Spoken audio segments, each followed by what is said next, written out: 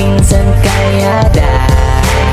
Hello mga kalingap, isang magandang tanghali po sa inyong lahat. At yan, kung bago pa lang po kayo sa aking YouTube channel, ako po si Vincent Kalyada. Paki-like and share po nitong video ito para mapalawak po natin ang pagtulong po sa mga taong nangangailangan.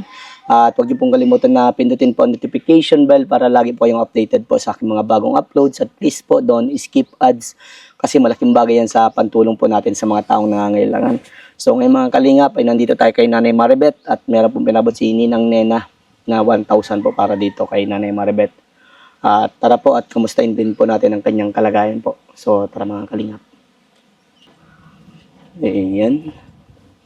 Kumustahin natin si Nanay Maribeth. Ang nanay na may Parkinson. Ano siya? Si nanay oh. Nay, di ka na ata nilalamig. Lamig na ano. Grabing tag-ulan. Hindi ako ng pampasiar kasi di ako nag-CR. Ano po? Wait. Ano po? Di ako nakaka-CR ng 2 linggo na.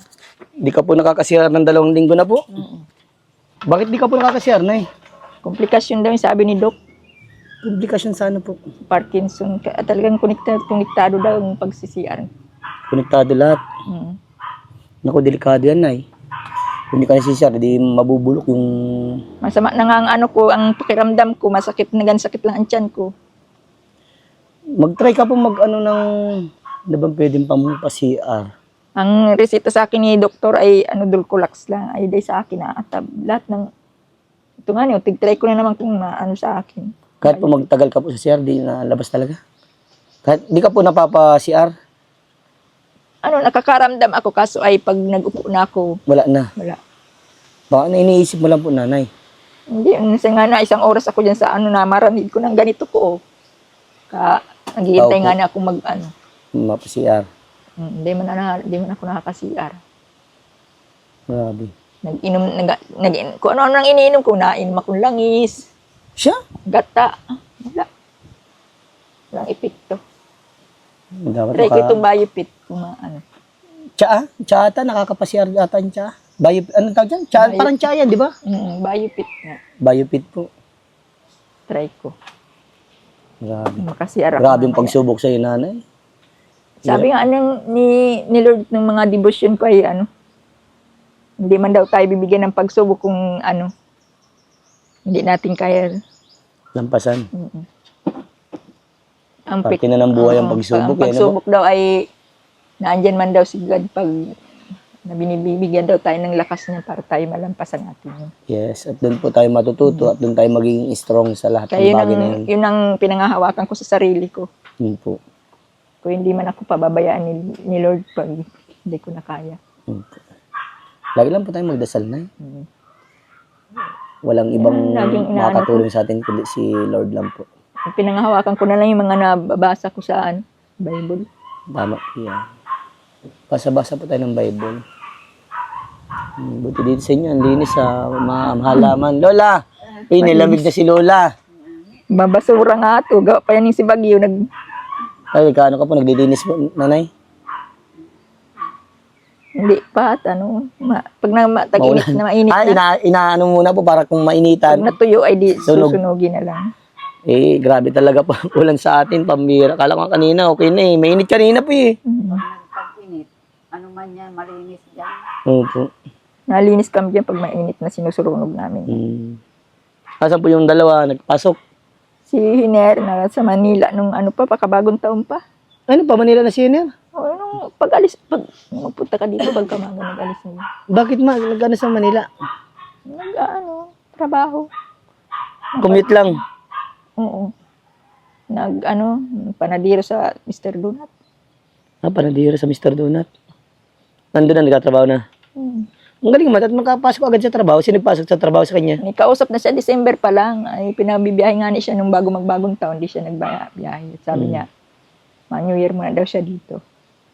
Kaya nung pizza tres. Ang galing ng batang yun, talagang desidido din makapag-trabaho, Ayun man po siguro napapadala mo natin sa iyo. Hindi pa sa ngayon. At nasimula pa lang. Pero okay naman po si Hiner, mabait naman. Okay naman yun. Hanggang tawag, video call nga. Kinakamusta man po kayo? Hanggang kumusta. Kaya ayos lang, huwag mo kami ditong alalahanin. Namimiss ni nanay. Namimiss na po. Namimiss ko din naman kaso ay Siyempre, para Kailangan sa pangarap niya. kailangan niyang mag-try magsulo at paano kung magsulo na siya. Opo. Kailangan nilang mag-practice na ng Mag-isa. mag-isa. Nag-ano nga na ako, sabi ko, maski maglaba nga, di marunong, di yun. Kung ano na daw ang itsura kang mga Gamit. suot kaya, damit mo dun. Pero at least ang nakakatawa kay Hiner, malakas ng loob, nay. Talagang nag-ano siya, nagsusulo. Nagpupursige man. Nagpupursige man para kaipon. Tama yun na yung sinabi mo, magsulo kasi, hindi habang paano nandyan po tayo, di ba? Oo. May katuwang. Naano siya na nabibigyan siya ng ideya para magsikap. Pinipigilan ko pa nga, sabi ko, huwag ka na muna, kaya ako magpa-Manila, dito ka na lang patuloy mo yung apply mo sa Jollibee. Opo.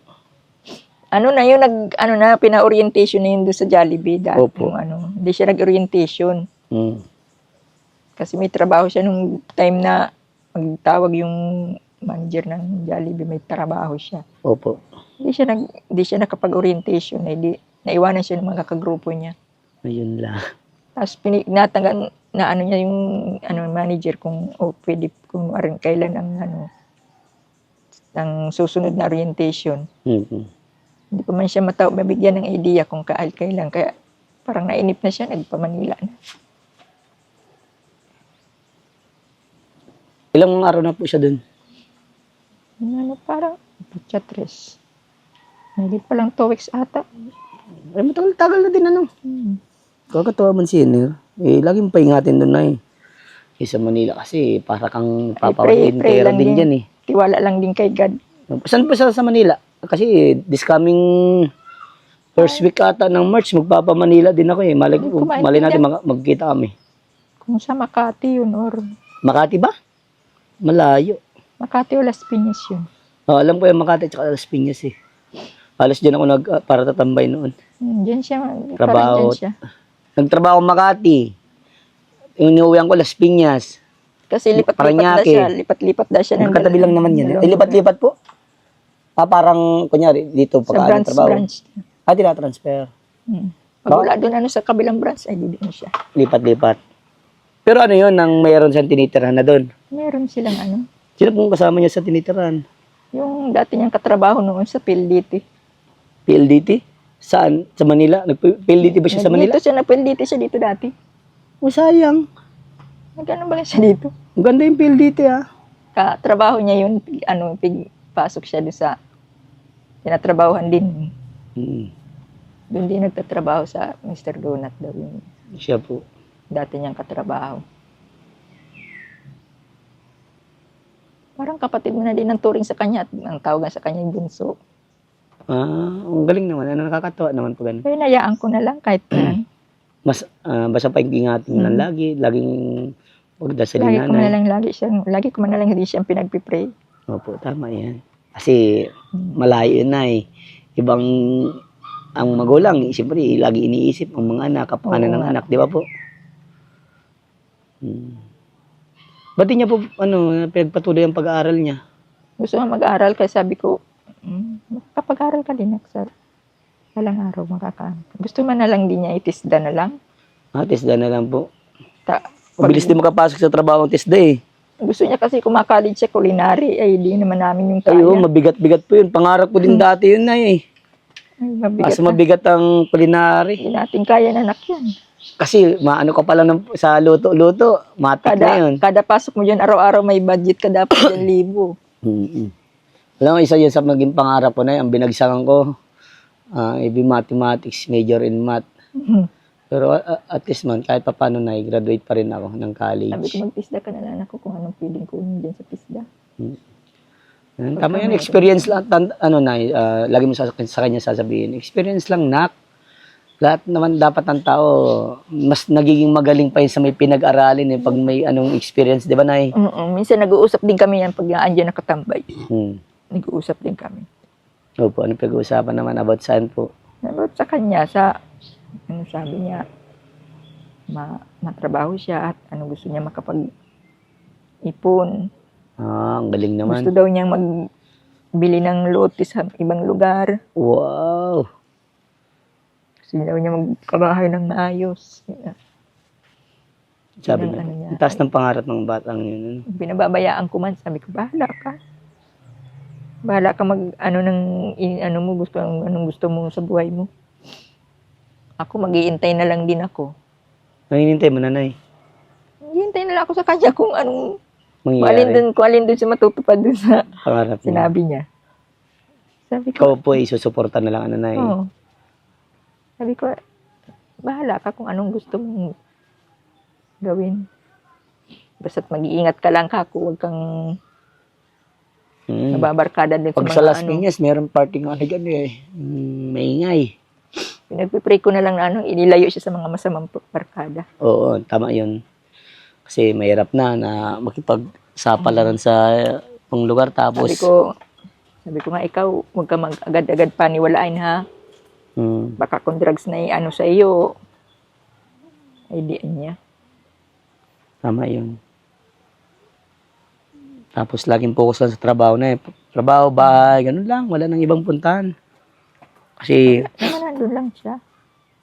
Kasi yung boarding garon yata nila, nandun lang sa likod ng trabaho nila. maganda. Doon din nagtatrabaho yung katrabaho niya. Binabasa ko mga chat nila nung nandito pa. Sabi niya, basta't daw, yung katrabaho daw ang boss ni Neri. Ganun. Yung tambos niya. Basta tanya, tol, ako ang boss mo. Yeah, maganda. Pinadalan siyang pamasahe. Yung lalaki. Ang galing. Kaya, desidido talaga siyang papunta doon. Nag-aalala pa nga ako pag alis at sabi ko, baka kung saan ka lang magpupunta ha. Ay, nung pagdating doon, sabi ko, pagdating doon, mag-video call ka sa akin. Nandun mo na po agad. Nandun naman. Di ba daw pa na traffic kasi ang daming bakasyonistang umuwi. Pagkamaga na yata siya nakabiyahe. Alas 3 ng madaling araw siya nagbiyahe. Pero wala po anong oras siya umalis dito? Umaga. Pero alas 3 ng umaga pa rin siya nakaalis. Oo, sabi ko, saan ka nagtambay? Diyan lang, anya. Diyan lang. Kaya sa akin nagsasabi ng totoo. Para di ka daw pata mag-alala na May mga ganyan baga pong anak Mga kabarkada man yung sa diet ay. Baka nagtambay sa barkada niya. Kamusta pala nanay yung mga anak mong binaliwala ka, hindi ka iniintindi? Ay, pauwi baga po yung isa. Pauwi. Yung nandito dati nung yung maitim-itim. Umauwi po sa'yo dito na.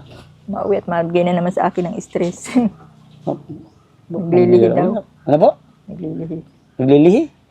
Pambira. Yan. Di sa'yo na naman po ang ikaw. Sa akin na naman ang problema nun. Mali man po yun. Dapat hindi po ganun.